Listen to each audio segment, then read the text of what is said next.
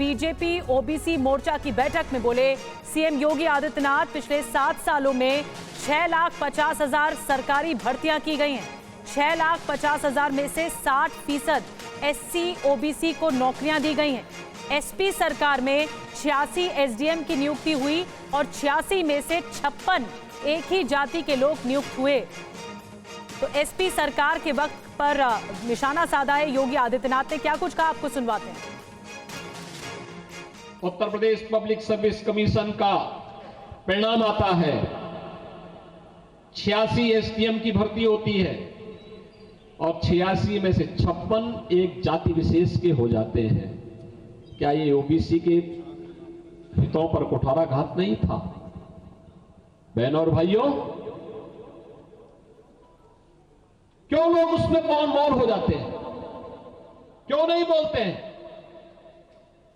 उत्तर प्रदेश में पिछले 6 वर्षों में हम लोग 7 वर्षों में हम लोगों ने 6.5 लाख भर्ती की है और मैं कहता हूं दावे के साथ, इन भर्तियों में ओबीसी समाज की 7 ओबीसी और एससी समाज की 60% भर्ती हुई है। 60% से अधिक भर्ती हुई है।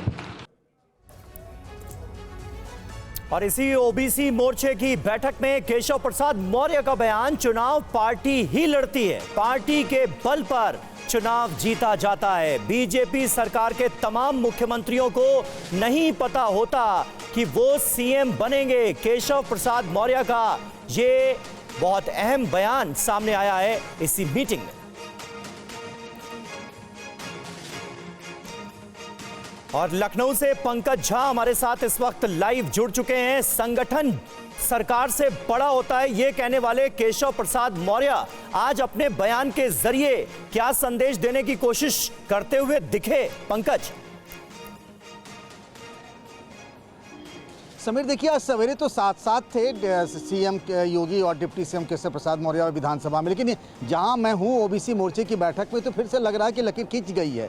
केशव प्रसाद मौर्य ने बिना किसी लाग लपेट के कहा कि सरकार चुनाव नहीं लड़ती है, न जीतती है। ये पार्टी है और संगठन है जो चुनाव लड़ती है और चुनाव जीतती है। उन्होंने ये भी कहा कि तब सरकार में आते हैं हम, जब सरकार नहीं होती तब भी हम चुनाव जीतते हैं। और कई बार तो उन्होंने कहा, जैसे अभी हम मुख्यमंत्री और उप मुख्यमंत्री की बैठक में दिल्ली में थे और कई बार मुख्यमंत्री को पता ही नहीं होता कि वो मुख्यमंत्री बनने वाले हैं, तो एक बार फिर से उन्होंने वही बात को दोहराया है कि संगठन सरकार से बड़ा है और संगठन ही चुनाव जीतता है। उसी को उन्होंने इस बार दूसरे तरीके से अपनी बात कही है। केशव प्रसाद मौर्य के इस बयान में योगी आदित्यनाथ के लिए क्या मैसेज देख रहे हैं आप? देखिए, कुछ समझ में नहीं आ रहा है। सवेरे तो लग रहा था सब कुछ ठीक ठाक है, ऑल इज वेल है, वो विधानमंडल दल की बैठक में भी। लेकिन ये लड़ाई जो है ना, वो ओबीसी की लड़ाई है। आप अगर याद करिए, अनुप्रिया पटेल और केशव प्रसाद मौर्य ने जो चिट्ठी लिखी थी वो ओबीसी और दलितों के रिजर्वेशन को ही लेकर लिखी थी। तो ओबीसी मोर्चे का मंच मिला और फिर वहाँ से केशव प्रसाद मौर्य ने अपनी लकीर जो है फिर से एक कदम और आगे बढ़ा दी, जिसे लग रहा था कि वो अब सब कुछ ठीक ठाक हो गया है।